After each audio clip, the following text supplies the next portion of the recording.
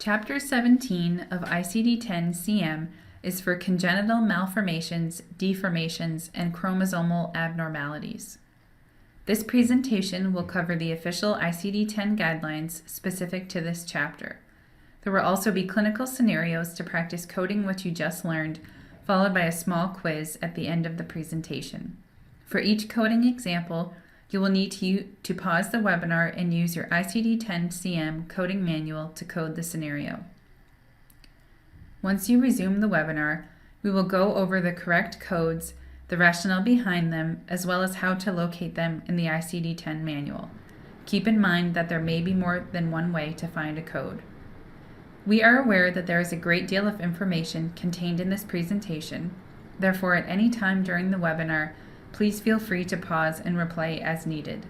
It is important that you have already completed the Introduction to ICD-10 CM webinar, as you will use the conventions and general guidelines discussed in the introduction to complete the coding scenarios. As you can see on this slide, the codes for this chapter start with the letter Q. If you remember from ICD-9, these codes all started with the number 7. In ICD-9, this chapter followed the musculoskeletal system chapter. In ICD-10, it was moved to follow the perinatal chapter. I want to point out that an anomaly is an abnormality of a structure or organ, and the term congenital refers to an abnormality with which a person is born. If there is no code for a specific syndrome, then all manifestations of the syndrome should be coded. The codes can come from any chapter of ICD-10 CM. Also, if there is a specific code to identify the congenital anomaly or syndrome, additional codes may still be assigned to identify manifestations not included in the code for the syndrome. Finally, if a congenital malformation or deformity has been corrected, such as cleft lip, a personal history code should be used to identify the history of the malformation or deformity.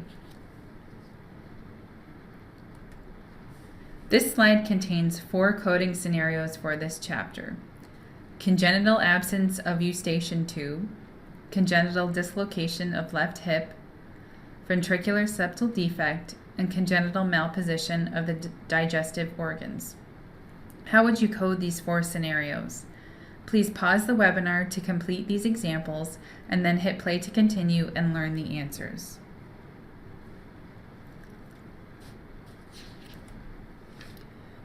The first code is Q16.2, absence of eustachian tube. To locate this code, you would start at absence in the alphabetic index and then find eustachian tube with congenital in parentheses. This points to Q16.2, which you would then confirm in the tabular. The second code is Q65.02, congenital dislocation of left hip unilateral. To locate this code, start at defect in the alphabetic index, then find hip, then congenital, and then unilateral, as the dislocation is only occurring on the left side. This points to Q65.0 with a checkbox next to it indicating that more digits are required.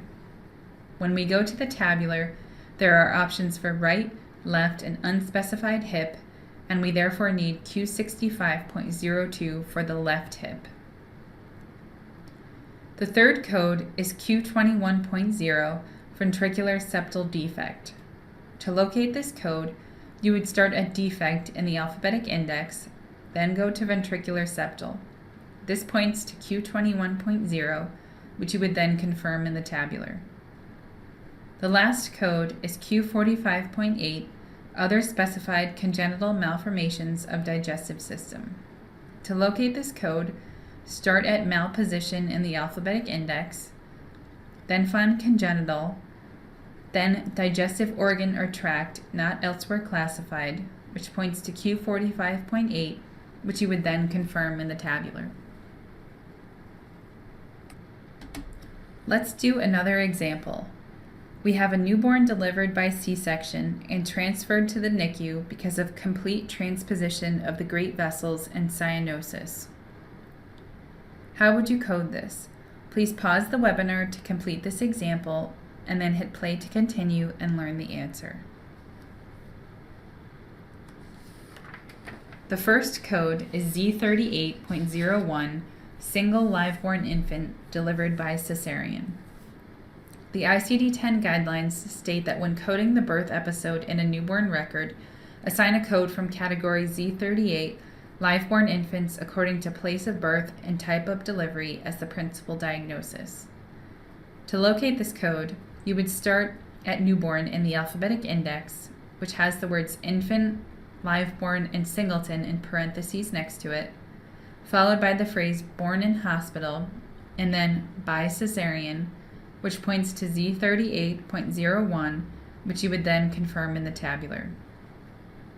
The second code is Q20.3, discordant ventriculo-arterial connection. To locate this code, you would start at transposition in the alphabetic index, then find great vessels, which points to Q20.3, which you would then confirm in the tabular.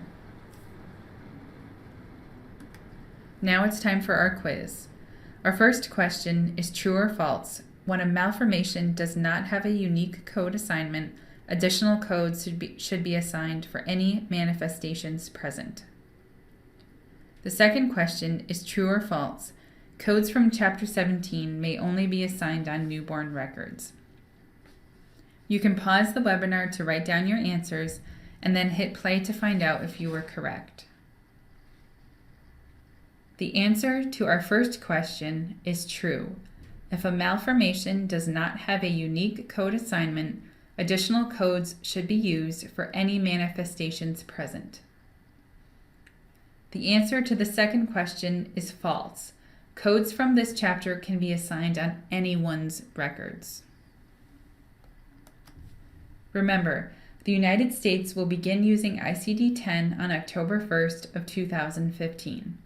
After the October 1st compliance date, it will be very important to verify that claims are being received and to check remits for denials based on the ICD-10 conversion.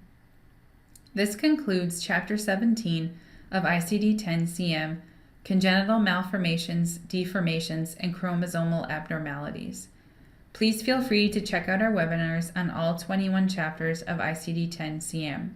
If you need further assistance with ICD-10 training for physicians and/or staff, please visit the VantagePoint website at www.vantagepointconsult.com or call us at 203-288-6860.